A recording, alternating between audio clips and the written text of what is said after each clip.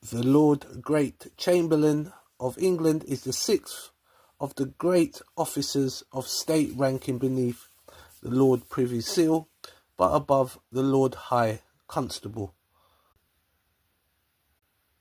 The Golden Key.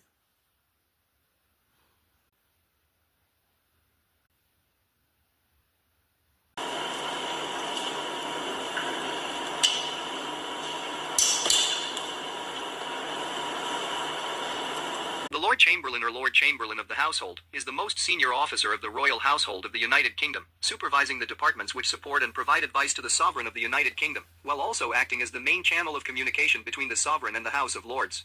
The office organizes all ceremonial activities such as garden parties, state visits, royal weddings, and the state opening of Parliament. They also handle the royal muse and royal travel, as well as the ceremony around the awarding of honors.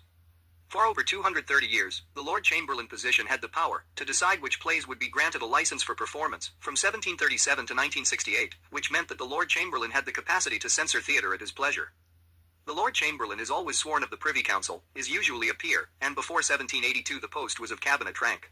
The position was a political one until 1924.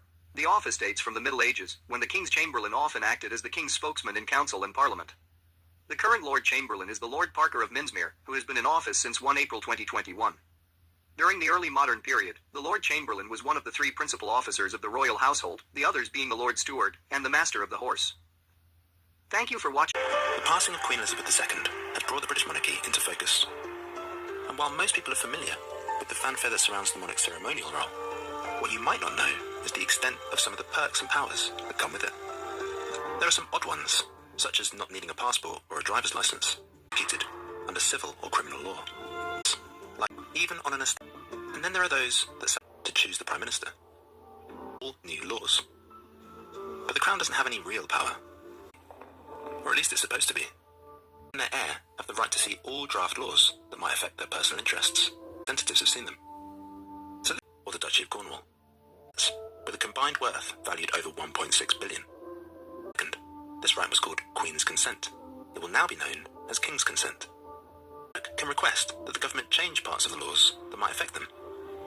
In 1968, the Palace negotiated controversial clauses in the Race Relations Act, exempting the Queen and her household from laws that prevent race discrimination.